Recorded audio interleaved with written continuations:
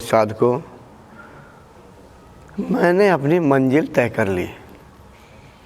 जिस कारण से मैं इस धरती पर आया, सब कुछ प्राप्त हो गया।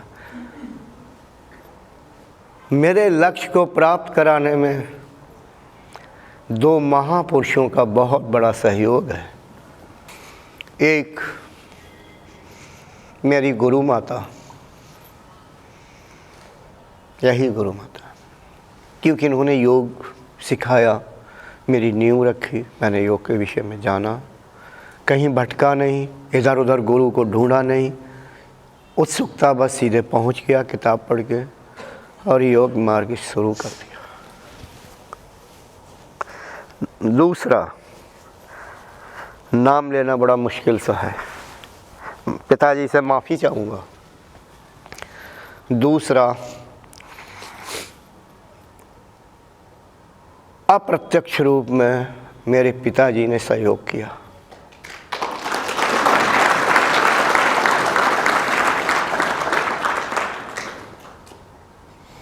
इसलिए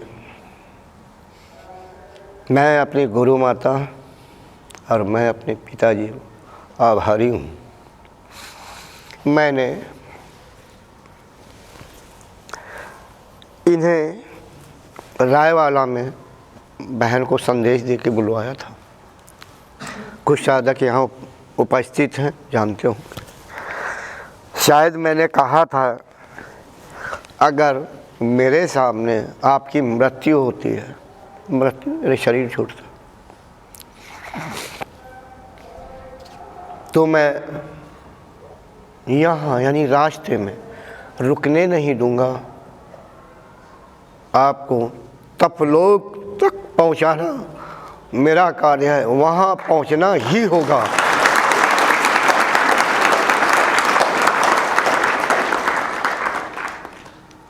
मैं इंतज़ार कर रहा हूँ। अब अर्थ एक और बुरा निकलता है, एक कि क्या अपने पिताजी के लिए इंतज़ार कर रहे हो क्या। उसमें यह है, अगर मैं पृथ्वी पर इस शरीर में हूँ, मरने के बाद मैं और कुछ हो जाऊँगा, अगर हूँ तो तपलोक के रास्ते में, यानी यहाँ से धरती से भूलोक से तपलोक के रास्ते में रोकने के बीच में किसी में सामर्थ्य नहीं होगी।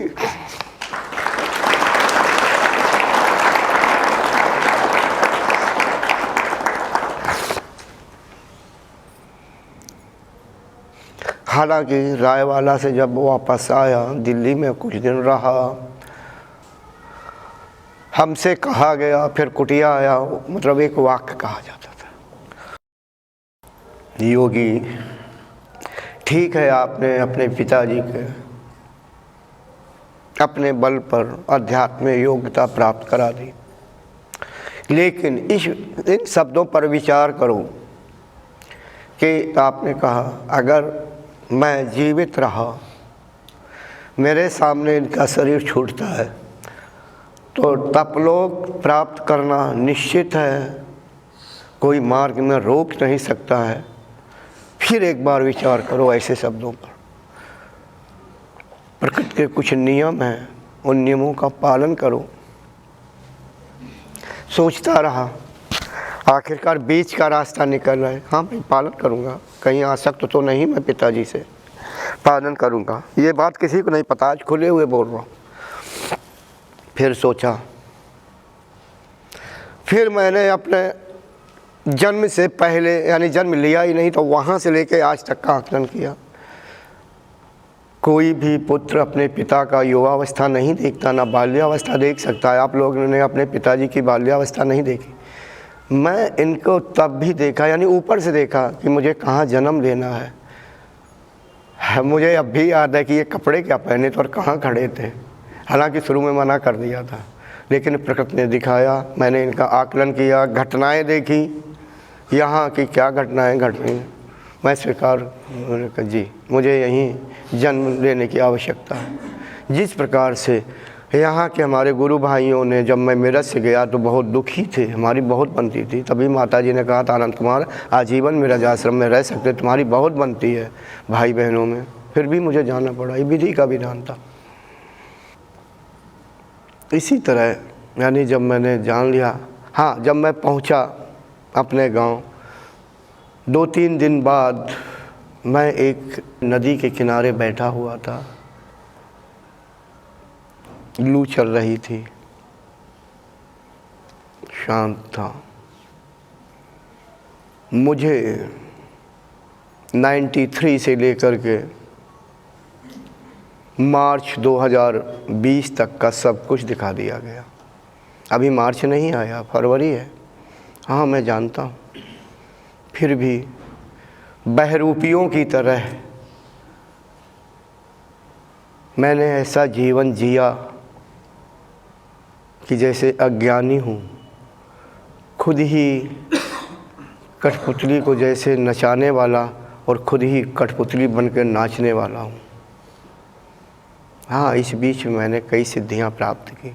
मुझे ये ज़रूर इच्छा थी कि कोई ऐसा साधक मिले इस जीवन में। मुझे ऐसा कोई साधक खरा उतरने वाला नहीं मिला कि जिसको मैं योग सिखा सकता।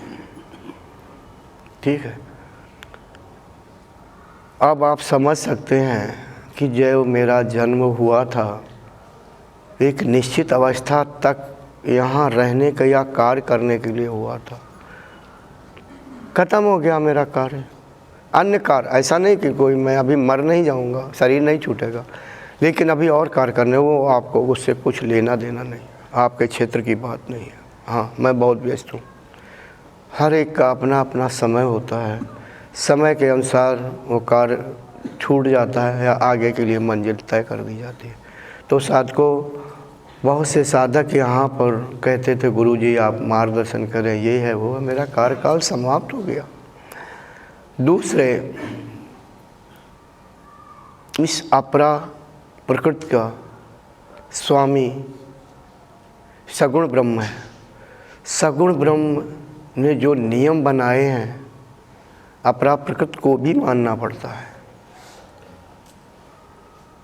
उसके नियम के अनुसार जब किसी जीव के आखिरी जन्म होता है, अर्थात प्रकृतिलय अवस्था से जन्म लेता है वो योगी या जीव, तो उस ईश्वर का नियम है, प्रकृति यानी अपरा प्रकृति को आदेश है कि तू अपने भेद को इस अभ्यासी के सामने खोले।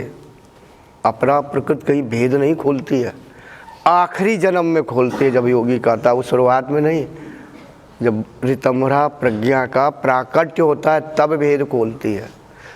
आराम से नहीं, मजबूर होकर के। किससे? सगुण ब्रह्म, वही सर्वोच्च सत्ता। ठीक है, और इससे ज़्यादा स्पष्ट क्या बता सकता हूँ। Thanks for watching. Remember to like, comment and subscribe.